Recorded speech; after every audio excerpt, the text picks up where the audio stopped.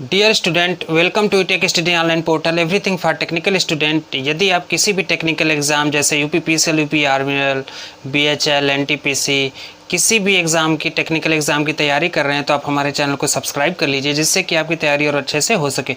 हम अपने चैनल के माध्यम से आपके सिलेबस से संबंधित जो भी सिलेबस है, सिलेबस को देखते हुए उससे लास्ट ईयर उस चैप्टर से या उस टॉपिक से लास्ट ईयर में किसी भी टेक्निकल एग्ज़ाम में क्या क्वेश्चन पूछा गया, उसको निरंतर एक दूसरे के पैरेलल सीरीज चलाते रहते हैं, जिसमें आप काफ़ी क्वेश्चन देख सकते हैं।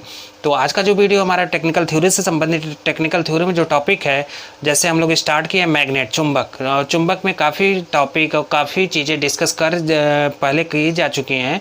आज का जो टॉपिक है वह फैराडे का इलेक्ट्रोमैग्नेटिक इंडक्शन लॉ है, जिसे कहते हैं Faraday's law of electromagnetic induction या फैराडे का विद्युत चुंबकीय प्रेरण नियम।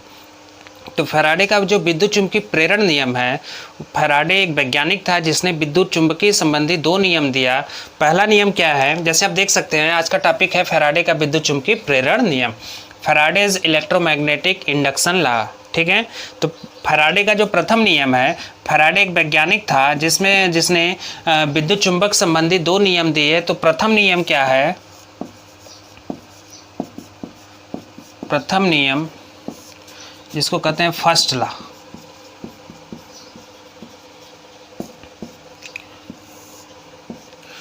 प्रथम नियम क्या है फैराडे का, जैसे कह सकते हैं कि यदि किसी चालक में से फ्लक्स प्रवाहित हो रहा है, किसी चालक में से कोई कंडक्टर है जिसमें फ्लक्स प्रवाहित हो रहा है या उससे फ्लक्स गुजारा जा रहा है, तो उसके फ्लक्स की संख्या में परिवर्तन किया जाए तो उस चालक में एक विद्युत वाहक बल आरोपित होता है, और वह विद्युत वाहक बल वहाँ उस चालक में तभी तक अस्तित्व में रहता है, तभी तक एग्जिस्ट करता है, जब तक कि वहाँ पे हम चालक की दिशा या चालक में से गुजरने वाले फ्लक्स के मान में परिवर्तन करते हैं। अब परिवर्तन करना बंद कर दें तो विद्युत वाहक बल जो अस्तित्व में है वो भी क्या हो जाएगा, समाप्त हो जाएगा। तो फैराडे का प्रथम नियम क्या है, किसी चालक में से गुजरने वाले चुंबकीय फ्लक्स में परिवर्तन करने पर, चुंबकीय फ्लक्स की मात्रा में परिवर्तन करने पर उस चालक में एक विद्युत वाहक बल आरोपित होता है। तो इसको देख लिया जाए, किसी चालक में से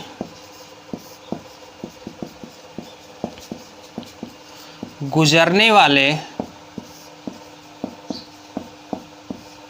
किसी चालक में से गुजरने वाले चुंबकीय फ्लक्स के मान में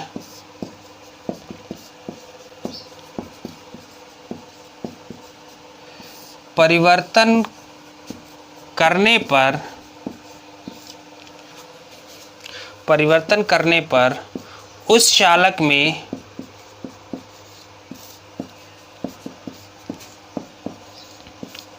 एक विद्युत वाहक बल उत्पन्न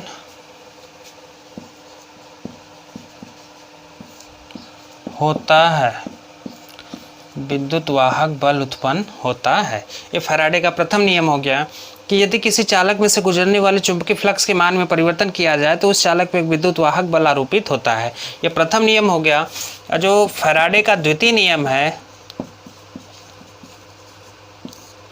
द्वितीय नियम जिसे कहते हैं हम second law of Faraday's electromagnetic induction.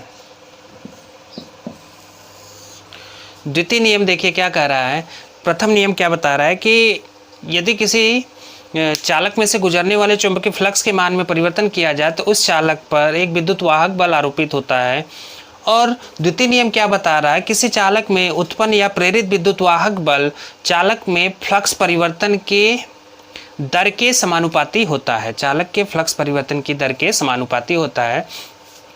तो पहला नियम ये बता रहा है कि यदि किसी चालक में से गुजरने वाले चुंबकीय फ्लक्स के मान में परिवर्तन किया जाए तो वहाँ पे एक विद्युत वाहक बल प्रेरित होता है या उत्पन्न होता है, और प्रेरित होने की वजह से जो विद्युत वाहक बल है उसका मान किस पर निर्भर करेगा, उस सेकंड लॉ या द्वितीय नियम में देखा गया कि किसी चालक में प्रेरित विद्युत वाहक बल का मान उस चालक में से गुजरने वाले चुंबकीय फ्लक्स के परिवर्तन की दर के समानुपाती होता है।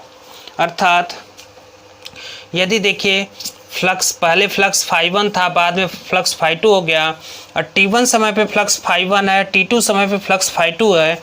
तो यहाँ पे जो उत्पन्न विद्युत वाहक बल है, अगर उसे स्मॉल ई से दिखाया जाए तो स्मॉल ई इज प्रोपोर्शनल होगा D phi by D T, D phi by D T, जहाँ डी फाई क्या है φ1 माइनस φ2 और डी टी क्या है t1 माइनस t2। अब यहाँ देखिए द्वितीय नियम के अनुसार किसी चालक, प्रथम नियम तो ये है कि यदि किसी चालक में से गुजरने वाले चुंबकीय फ्लक्स के मान में परिवर्तन किया जाता है, उस चालक पर एक विद्युत वाहक बल प्रेरित होता है। और द्वितीय नियम क्या कर रहा है कि प्रेरित होने वाला विद्युत वाहक बल उस चालक के फ्लक्स परिवर्तन के मान के दर के समानुपाती होता है। अगर फ्लक्स, पहले फ्लक्स φ1 है t1 समय पे, बाद में t2 समय पे फ्लक्स φ2 हो गया, तो फ्लक्स परिवर्तन D phi is equal to φ1 minus φ2, D T is equal to t1 minus t2, यानी E proportional D phi by D T, जहाँ ई क्या है उत्पन्न या प्रेरित विद्युत वाहक बल। यहाँ से इसको हम आगे देख लें, अगर ये प्रोपोर्शनल का साइन हटाते हैं तो एक नया नियतांक आता है जिसे हम लिखते हैं minus N D phi by D T, minus N D phi by D T. अब देखिए n क्या है, ये नंबर ऑफ टर्न है, क्वाल की संख्या है, चालक की संख्या या नंबर ऑफ टर्न, जहाँ n नंबर ऑफ टर्न है। और देखिए माइनस साइन क्या प्रदर्शित कर रहा है, तो माइनस साइन यह प्रदर्शित कर रहा है कि फ्लक्स परिवर्तन की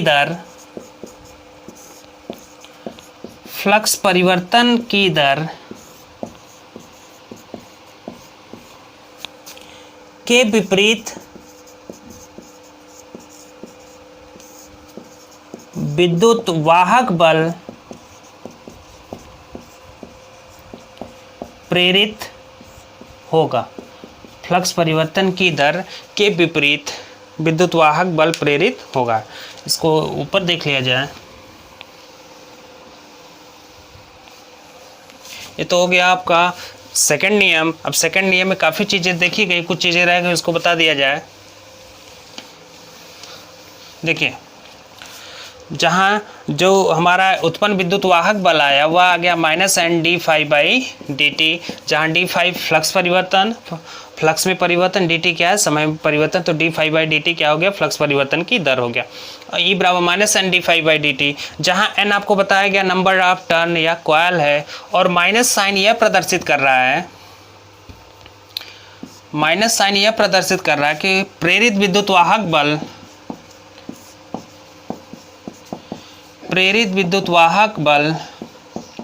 की दिशा फ्लक्स परिवर्तन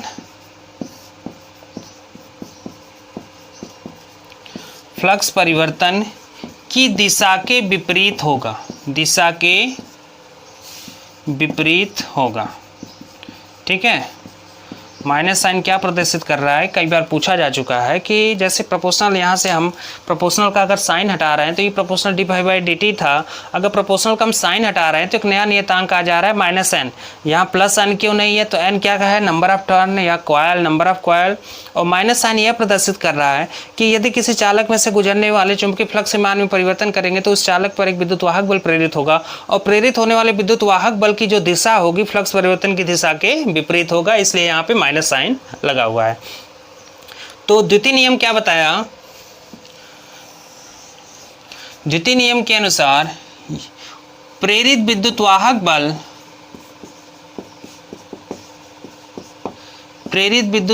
बल फ्लक्स परिवर्तन की दर के समानुपाती होता है। बहुत इंपॉर्टेंट है, इसको याद रखिएगा। प्रेरित विद्युत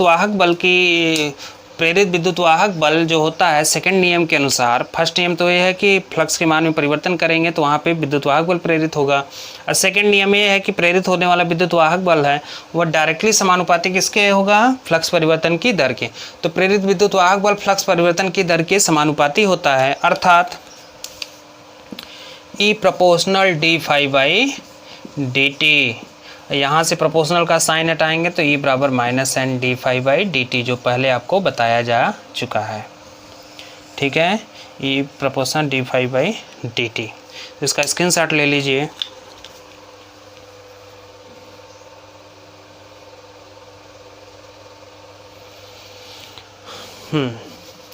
तो आज का वीडियो दोस्तों यहीं समाप्त करते हैं। उम्मीद है कि आपको ये वीडियो पसंद आई होगी। हमारे वीडियो को लाइक करें, हमारे चैनल को सब्सक्राइब करें और शेयर करना ना भूलें।